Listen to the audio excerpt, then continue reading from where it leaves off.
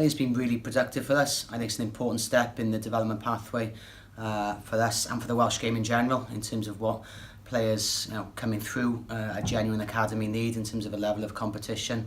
But also for us, I think it worked really well around the mix with us and the senior group, coaches in particular spending time with fellow coaches from the senior group, and then the players getting the benefits of that, and countless examples of some of the younger guys, Jamie Hill, Max Llewellyn, Ben Thomas, from a backline position, being around people like Dan Fish, Tom James, Steve Shingler. That is a great blend, as well as obviously someone like Gethin Jenkins is getting some real sort of coaching benefit from it, but also in and around him being there, getting the odd little playing appearance. But people like Gavin Phillips, Ben Warren, Will Davis-King are on the environment.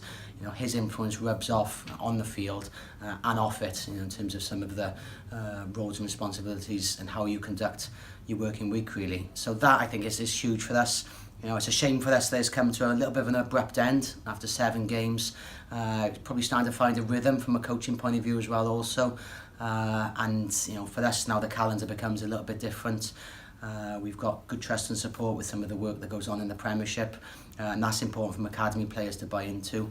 But yeah, it's just obviously managing things slightly differently now that they go into perhaps different programmes. A collective environment, really, working with your peers.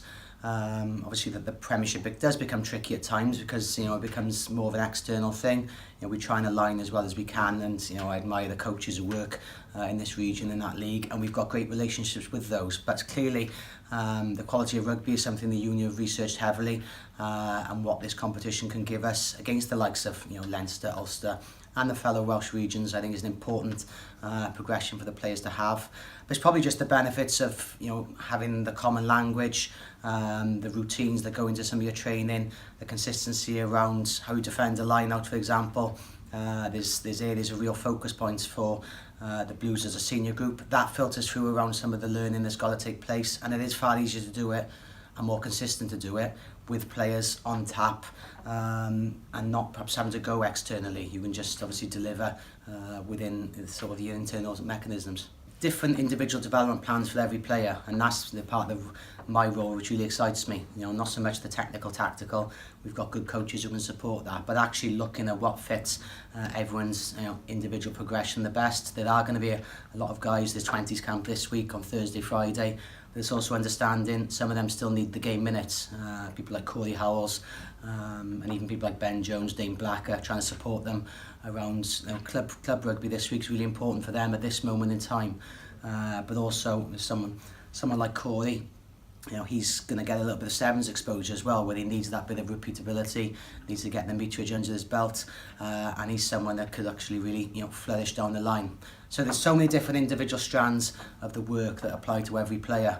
We've also got educational support. I'm really big in this role on guys, making sure that they don't just do rugby and finish at rugby. There's actually a lot of guys doing university courses, college courses, and we've got to manage the timetable so they can still flourish educationally. Johan Davis down in Cardiff Uni this year, as well as his Premier Rugby commitments.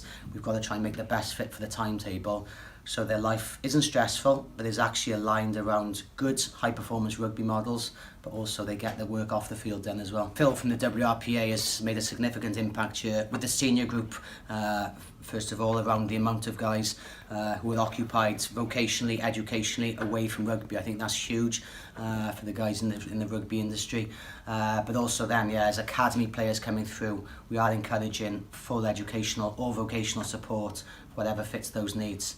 Probably a good recent example, someone like Shane Lewis-Hughes has just always been focused heavily on the rugby. Phil has got him doing some work now off the field around physical training, educating himself to be a physical trainer, which he'll be very well suited to. But it gives him a different outlet than just the rugby release, and that's really important around these guys coming through, that they don't just see rugby as a one-stop and that's it. There's so many different things they need around their career, but also I think it helps them be more rounded as rugby people anyway.